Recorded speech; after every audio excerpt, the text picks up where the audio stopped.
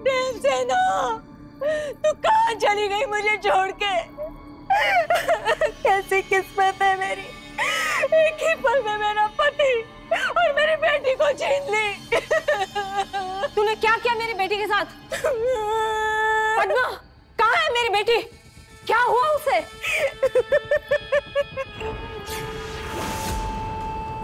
कुछ भी नहीं हुआ, लेकिन बहुत जल्द होने वाला है। संदेश आने वाला है। महारानी, राजकुमारी जीवित नहीं है, तब तो मुझे रोना पड़ेगा ना, इसलिए अभ्यास कर रही हूँ रोने का। मेरी बेटी को कुछ नहीं होगा, वो इस राज्य का भविष्य है। 200 वर्ष इस धरती ने उसकी प्रतीक्षा में बिताए हैं। तेरा सर्वनाश करने के लिए जन्मी है। अच्छा, लोग यही कहते थे ना जब तुम और मैं छोटे थे कि तुम राज्य का भविष्य हो, राज करोगी। लेकिन देखो क्या हो गया, तुम तो वहां हो, वहां कैद हो, और यहाँ मैं राज कर रही हूँ। देखो, तुम्हारे लिए भी एक नया आईना बनवाया है। दर्पण टूट गया है और टूटे दर्पण अपशगुन होते हैं। चलिए, मैं बाद में बदलवा लूंगी। किस्मत में कब क्या हो जाए क्या पता। लेकिन तुम्हारी किस्मत तो बहुत अच्छी है दीदी, तुम तो जीवित हो। लेकिन तुम्हारी बेटी देवसेना, वो तो केवल मृत्यु लिखवा कर लाई है अपने किस्मत में। उसकी मृत्यु का समाचार सुनकर तुम सह नहीं पाओगे। रोने के लिए एक कंधे की आवश्यकता है ना। ठहरो।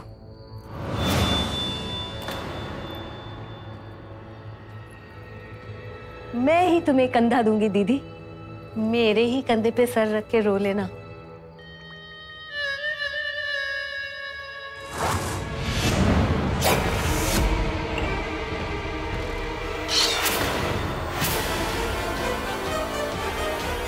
तुमने यहां आके गलती की पद्मविजा, तुम्हें जीने का कोई अधिकार नहीं। तू क्या देवसेना को मारेगी? मैं ही तुझे मार दूंगी।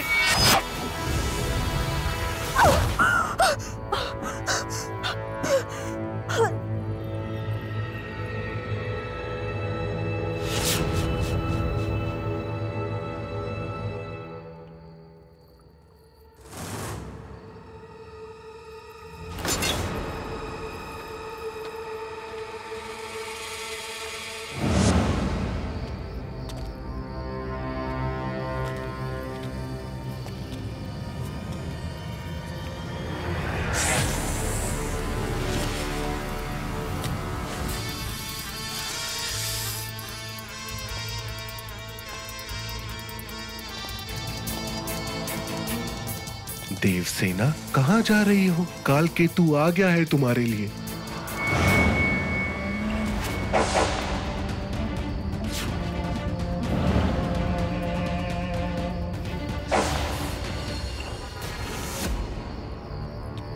अरे तुम यहाँ क्या कर रहे हो? मुझे पता नहीं था कि तुम भी यही हो। राजकुमारी जी, मुझे तो आपके पास ही होना, मैं तो आपका रक्षक हूँ। महारानी पद्माविजा के रास्ते से आपको हटाना है, ऐसा मौका कब मिलेगा मुझे?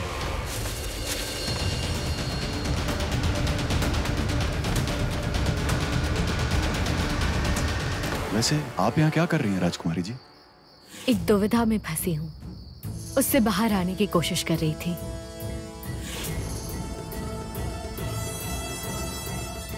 कैसी दुविधा राजकुमारी जी? यही कि क्या मुझे पहले महिषा पर्वत जाना चाहिए या फिर पिताजी को छुड़ाना चाहिए। मेरे पिता ना जाने कितने कष्ट में होंगे, लेकिन मैंने निर्णय ले लिया है। मुझे पहले अपने राज्य की सुरक्षा करनी है, इसलिए मैं पहले महिषा पर्वत जाऊंगी। वहां की देवी का दर्शन करना है, पूजा करनी है, उनका सिंदूर लेकर वापस आना है, यहाँ के लोगों को श्राप मुक्त करना है, क्योंकि यही मेरा कर्तव्य है। सही सोच रही हैं आप। फिर तो मुझे इसे यहीं इसी पल मार देना है, क्योंकि एक बार राजकुमारी नर्मदा नदी के उस पार चली गई तो मेरी शक्ति का उस पर कोई असर नहीं होगा।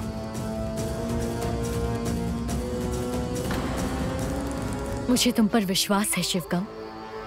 तुम मेरी मदद करोगे ना नदी पार करने में? अवश्य।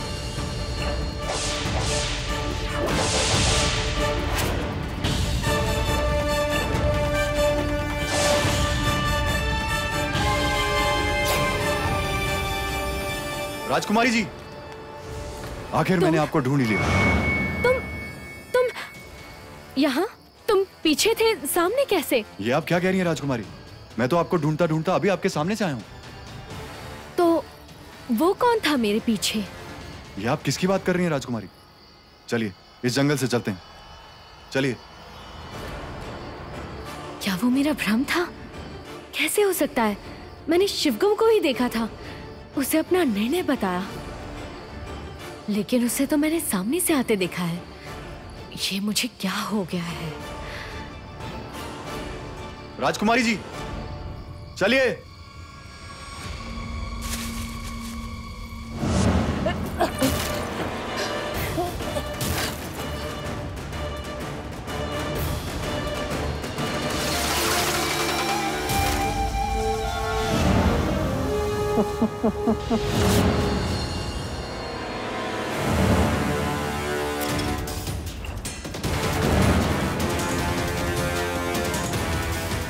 कैसी रानी हैं आप?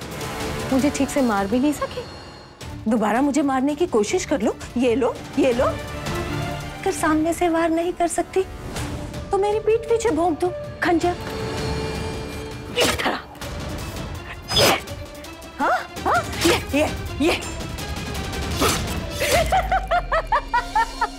अगर खून बहाना ही है तो इस तरह से बहाओ, लेकिन तुम मुझे मार नहीं सकोगी दीदी।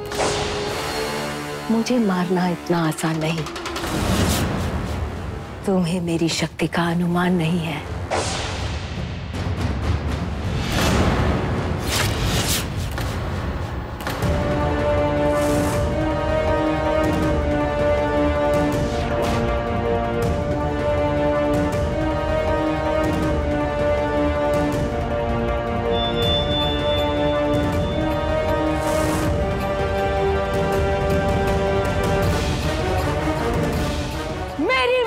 तुमसे संभव नहीं है, संभव ही जगह। लेकिन तुम्हारी बेटी देवसेना की मृत्यु निश्चित। मेरी बेटी को मत मारो पद्मा, उस पे दया करो। ये क्या कर रही हैं आप दीदी? आप मेरे पैर मत पड़िए, आप मुझसे बड़ी हैं। मैंने तो ये भी तय कर लिया है कि मैं आपको आपकी बेटी के अंतिम दर्शन भी करवाऊंगी। बस उस आने वाले पल की प्रतीक्षा कीजिए।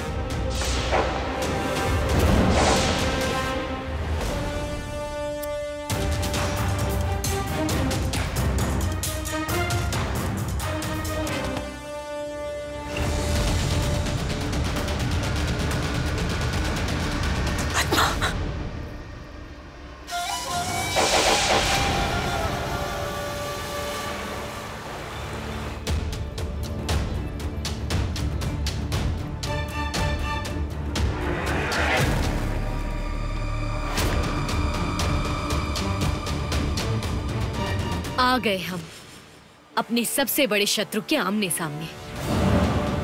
मैं जानता हूं राजकुमारी कि आर्यव्रत को नष्ट करना और उस धरती को वापस पाना आपका लक्ष्य है, और आपके इस लक्ष्य को पाने में मैं आपका साथ दूंगा।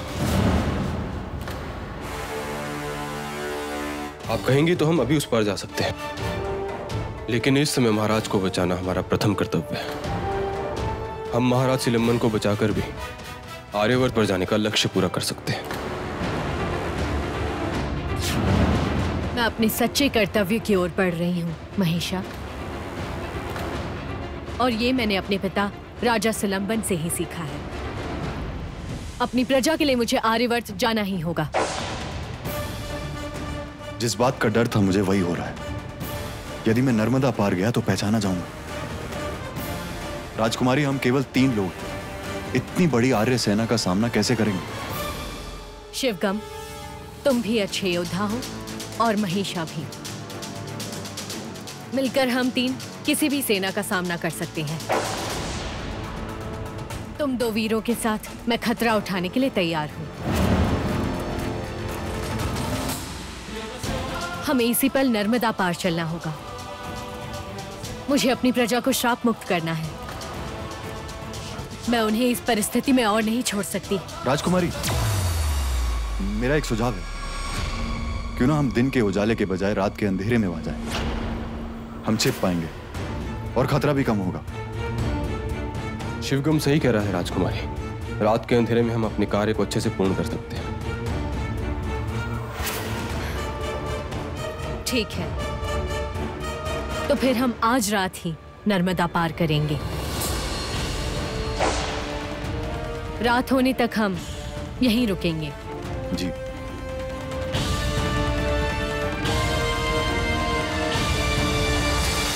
प्रसन्नता तो मुझे तब होगी जब मैं तुम्हारे मुंह से शुभ समाचार सुनूंगी। बोलो, मार दिया ना देवसेना को? रानी, मैं तो फंस गया था। जैसे ही अवसर मिला मैंने अपना खंजर निकाल लिया था। देवसेना को मार देता, लेकिन क्या? देवसेना का साथी वहां पहुंचा। कौन? उसका अंगरक्षक शिवगम। तो उसे भी मार देते, मन बुद्धि। मैंने भी यही सोचा था। गया था मैं उसके पीछे पीछे, लेकिन वो तो नर्मदा नदी के पास चले गए। और आप तो ये बात बहुत अच्छे से जानती हैं रानी कि नर्मदा नदी से लेके उस पार तक मेरी शक्ति किसी काम की नहीं। देवसेना नर्मदा नदी के पास क्यों गई? क्योंकि उसने ठान लिया है कि वो नर्मदा नदी पार करके आर्य राज्य में जाएगी और वहां के महिषी देवी के मंदिर से सिंदूर लेकर आएगी, क्योंकि उसे प्रजा अपने पिता से भी अधिक प्रिय है। लेकिन वो ये नहीं जानती कि उसके वापस आते ही आपका दास काल केतु उसे बहुत ही आनंद के साथ मृत्यु लोक पहुंचाएगा। नहीं, तुम उसे नदी पार करने से पहले ही मार दोगे, वरना मैं तुम्हें धुआं बनाकर छोड़ दूंगी हमेशा के लिए।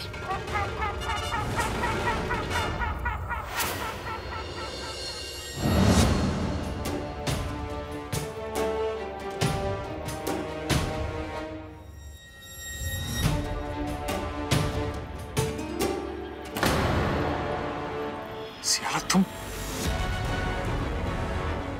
मैं यहां कैसे आया? मुझे बेहोश किसने किया था? मैं उसे छोड़ूंगा नहीं। शांत हो जाओ सिलंबन, शांत हो जाओ। सिलंबन, तुम घबराओ मत। अब तुम मेरे पास हो, अपनी सियाला के पास। तुम दोबारा से अपनी जिंदगी की शुरुआत कर सकते हो मेरे साथ। नहीं, इसका मतलब संभाविजा का अनुमान बिल्कुल सही था।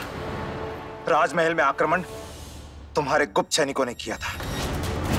राज सिंहासन पे आग तुमने लगाई थी। राजमहल में आग लगाने के पीछे तुम्हारा हाथ था। हाँ, वो मैंने ही करवाया था। क्योंकि सिलंबन, मैं तुम्हें चाहती हूँ।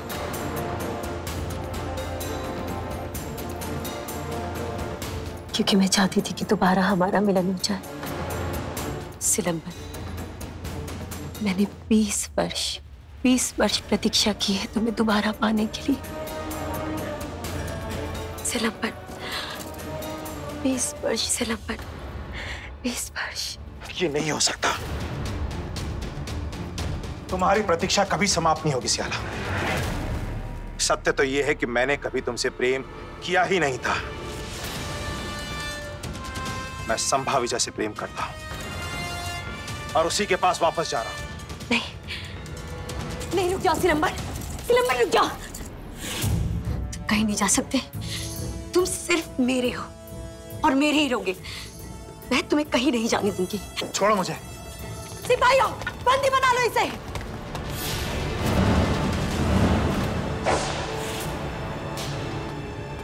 क्षमा रानी सियाला, बिना अनुमति आपके कक्ष में आ गया। कहो। एक बुरी सूचना है, संभाविजा राज्य से आक्रमण होने वाला है हम पर। उनकी सेना हमारे राज्य की तरफ बढ़ी चली आ रही है। हमें कुछ करना होगा महारानी।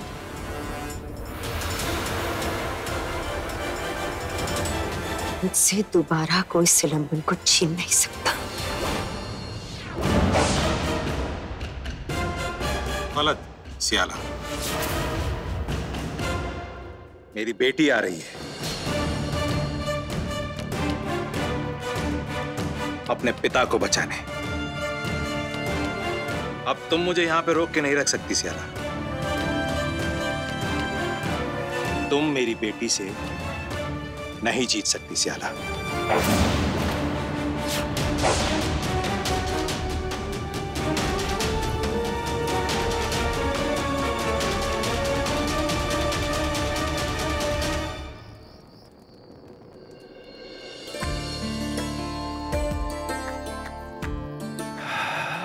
इस रूप में देवसेना कितनी सुंदर लग रही है।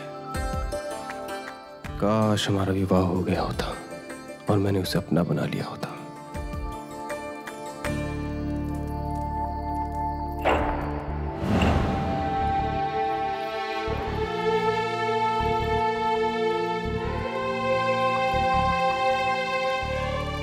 शिवगम, तुम्हें भूख नहीं लगी? मैं शिकार पर जाने का सोच रहा था। जी आप खाइए, मुझे भूख नहीं है। और देवसेना, तुम्हें? मुझे भी भूख नहीं है। ठीक है, मैं शिकार पर जाकर आता हूं, क्योंकि मुझसे तो यह भूख बर्दाश्त नहीं हुआ।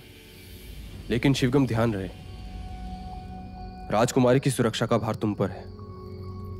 एक पल के लिए भी आंखों से ओझल मत होने देना। जी महिषा, मैं ध्यान रखूंगा। और फिर राजकुमारी से विवाह के बाद तुम ही तो मेरे सेनापति बनोगे। जी महिषा।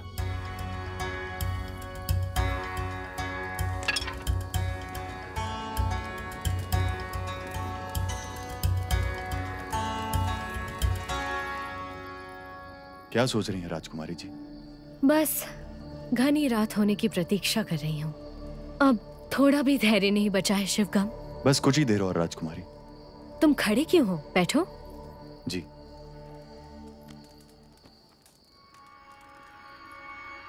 सुनो। जी राजकुमारी जी। कुछ अपने बारे में बताओ शिवगम। तुम्हारे घर में कौन कौन है? बताओ ना, मैं जानना चाहती हूँ। राजकुमारी जी, घर में कौन कौन होता है? माँ, बाबा, उनका प्यार, उनका साथ और उनका आशीर्वाद। वो कहाँ है?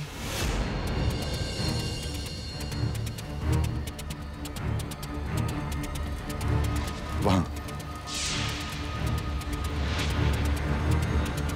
मतलब वहां तुम्हारा घर कैसे हो सकता है? क्यों? वो तो दुश्मनों का क्षेत्र है।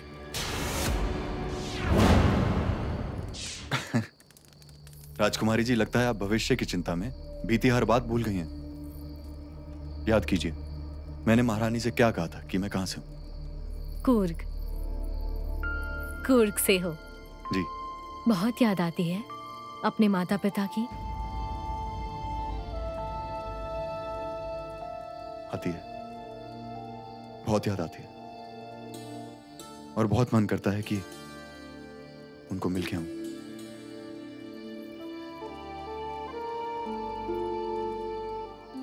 राजकुमारी, आपकी आंखों में आंसू?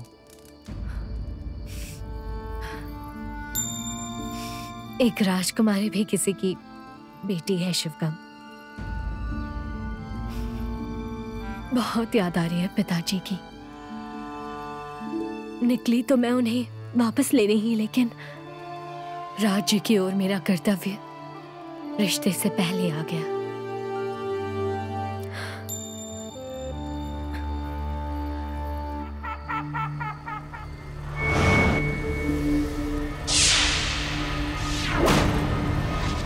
अच्छा, तो यहां विश्राम कर रही है हमारी देव सेना। इसे ये नहीं पता कि मृत्यु उसके कितने नजदीक है। आओ थोड़ी इनकी सुस्ती दूर करें।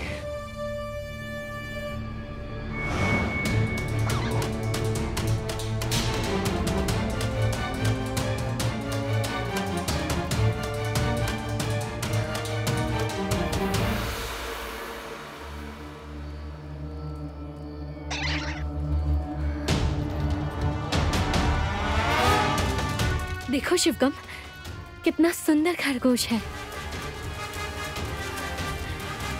इसकी आंखें कितनी मोहक है। मुझे वो चाहिए। अरे खरगोश के पीछे कहां भाग रही है राजकुमारी?